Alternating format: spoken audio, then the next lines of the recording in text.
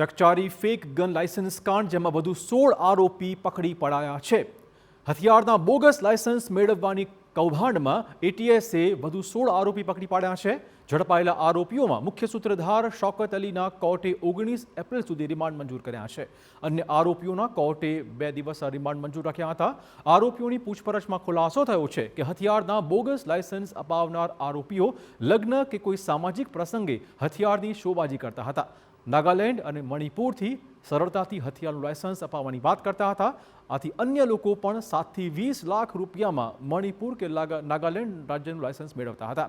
મહત્વપૂર્ણ છે કે પકડી પડાયેલા આરોપીઓ પૈકી એક આરોપી વિશાલ પંડ્યા મણિનગર વિભાગના વીએચપી પ્રમુખ તરીકેની જવાબદારી નિભાવી ચૂક્યો છે।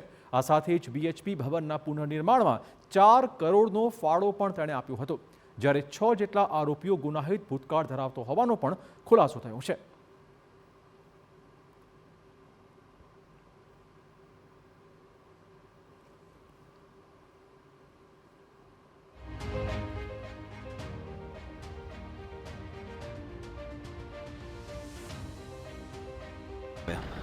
એટીએસ તરફથી એવી રજૂઆત કરવામાં આવી છે કે સમાજના હિત માટે એ લોકો રિમાન્ડ માંગે છે અને આ એક સંવેદનશીલ બાબત છે, એટલા માટે અમે એફઆઈઆર મૂકતા નથી। અમારા તરફથી ડિફેન્સમાં એવી રજૂઆત કરવામાં આવી કે ભાઈ સમાજના માણસો બાબતે સંવેદનશીલતા છે તો આરોપીઓના બંધારણીય અધિકારો પણ જોવા જોઈએ। આરોપી પણ સમાજના જ એક ભાગ છે, એટલા માટે એમના મુદ્દાઓને બચાવના મુદ્દાને પણ કન્સિડર કરવા જોઈએ। એટલે કોર્ટે બંને પક્ષોની દલીલ સાંભળી છે અને પછી જે મુખ્ય આરોપી નંબર 1 છે શૌકત અલી, એના માટે એમણે